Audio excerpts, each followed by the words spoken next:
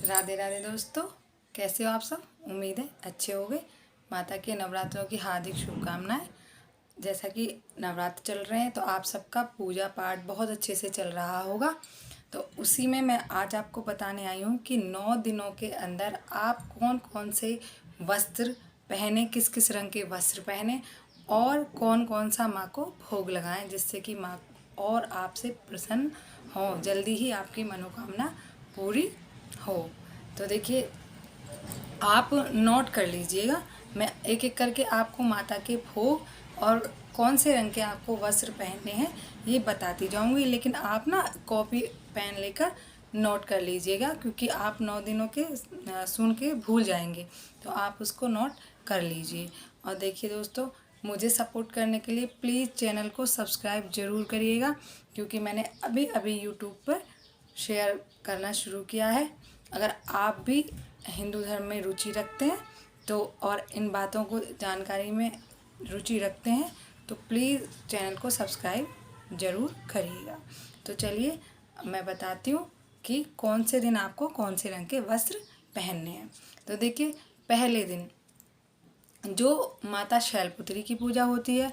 और हाँ देखिए, ये चाहे कोई भी नवरात्रे हों, चाहे जैसे अब शारदीय नवरात्रे चल रहे हैं, चाहे आपके चैत वाले नवरात्रे हों, आप दोनों नवरात्रों में ये भोग और ये वस्त्र धारण कर सकते हैं। ऐसा नहीं है कि इसी बार की नवरात्रियों के लिए है ये, आप हर नवरात्रियों में इनका प्रयोग कर सकते हैं। तो देखिए, पहले दिन माता शैलपुत्री की पूजा होती है और उस दिन आपको पीले रंग के वस्त्र धारण करने हैं। पीले में आपको जो भी पीला मिल जाए, जैसे कि बहुत सारे पीले में शेड आते हैं, तो जो भी आपको शेड आपके पास हो वो पहने। चाहे आप सूट पहने, चाहे आप साड़ी पहने, ठीक है, उससे कोई दिक्कत नहीं है, बस कलर आपको पीला रखना है। उसके बाद देखिए, भोग आपको घी और बताशे का माता को लगाना है। देखिए, लौंग, इलायची, फल, मिठाई ये तो आप रोज़ ही लगा रहे होंगे, लेकिन मैं विशेष दिन के अनुसार भोग बता रही हूँ। तो आपको पहले दिन घी और बताशे का माता को भोग लगाना है। दूसरे दिन देखिए, माता ब्रह्मचारिणी का पूजन होता है। तो माता ब्रह्मचारिणी के पूजन में आपको हरे रंग के वस्त्र पहनने हैं। आपके पास हल्का हरा हो, डार्क हो, लाइट हो, कैसा भी हो, आप हरे रंग का वस्त्र पहनेंगे। और देखिए, भोग आप चीनी या मिश्री का लगाएंगे। अगर आपके पास मिश्री ना हो तो आप चीनी का भोग माता को लगा सकते हैं। तीसरे दिन देखिए, होते हैं माता चंद्रघटा की पूजा। तो चंद्रघटा माता के पूजन में आप भूरे या क्रीम रंग के वस्त्र पहन सकते हैं। तो देखिए, कुछ मिलते जुलते भी वस्त्र पहन सकते हैं, जैसे आपके पास उस रंग से मिलता जुलता हो तो आप वो भी पहन सकते हैं। और तीसरे दिन जो भोग लगाया जाता है माता को, वो दूध या दूध से बनी हुई मिठाई का भोग लगाया जाता है। आप खीर भी बना सकती हैं माता के लिए, या आप कुछ ना कर पाए तो आप दूध ले लीजिएगा, लेकिन दूध का भोग ज़रूर लगाइएगा, ठीक है। अब चौथे दिन माता कुष्मांडा की पूजा होती है। और माता कुष्मांडा की पूजा में आपको नारंगी रंग के वस्त्र धारण करने हैं और माता को फल और मिठाई का भोग लगाया जाता है। वैसे देखिए, चौथे दिन जो कहीं कहीं पर मालपुए का भोग लगाया जाता है, अधिकतर मंदिरों में तो मालपुए का भोग ही लगाया जाता है, लेकिन हर घर में मालपुआ बनाना संभव नहीं है। तो आप जो है मिठाई का, जो भी आपको मिठाई मिल जाए, लेकिन हाँ, शुद्धता का आपको ध्यान रखना है। तो आप किसी भी मिठाई का माता को भोग लगाएंगे। देखिए, 5वें दिन माता स्कंद माता की पूजा होती है और 5वें दिन आपको सफ़ेद वस्त्र पहनने हैं। देखिए, अगर आप शादीशुदा हैं तो आप सफ़ेद रंग को अवॉइड करिए, लेकिन पुरुष और जो अनमैरिड लड़कियां हैं वो सफ़ेद रंग भी पहन सकती हैं। और अगर आप शादीशुदा हैं तो आप हल्का क्रीम कलर का या कोई भी हल्का रंग, जैसे हल्का गुलाबी, हल्का जैसे आसमानी रंग होता है, तो कोई भी लाइट कलर आप पहन सकते हैं।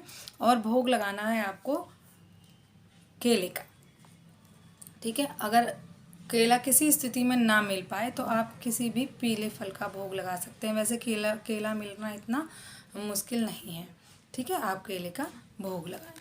देखिए, छठे दिन होती है माँ कात्यायनी की पूजा।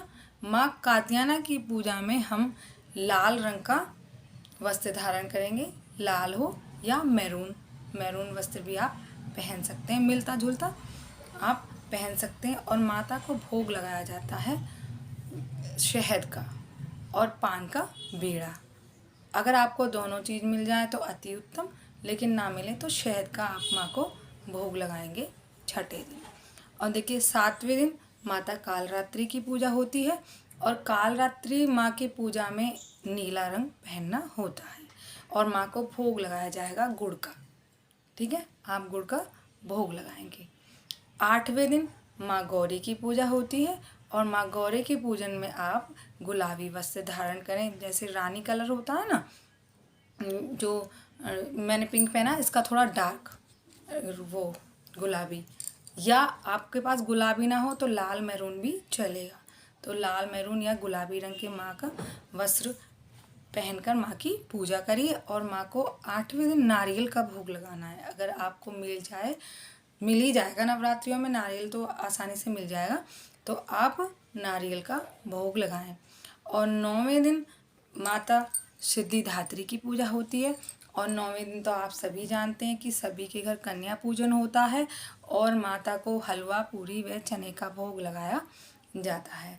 तो देखिए, ये मैंने पूरे 9 दिनों के आपको एक एक करके वस्त्रों के रंग और माँ का भोग आपको बताया, तो आप इसके अनुसार लगाएंगे तो आपको माता की विशेष कृपा मिलेगी।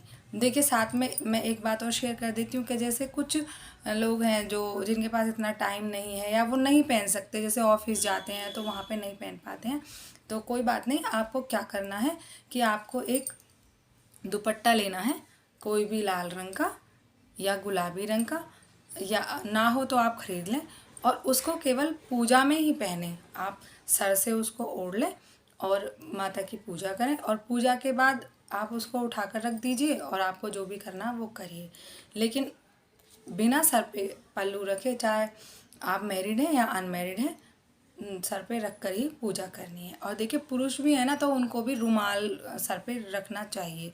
सर पे कपड़ा रखने का मतलब होता है कि हम सामने वाले को रेस्पेक्ट दे रहे हैं, सम्मान कर रहे हैं। ठीक है, तो माता से बड़ा सम्मानीय हमारे लिए और कौन होगा। तो माता की पूजा में आप ये काम ज़रूर करेंगे।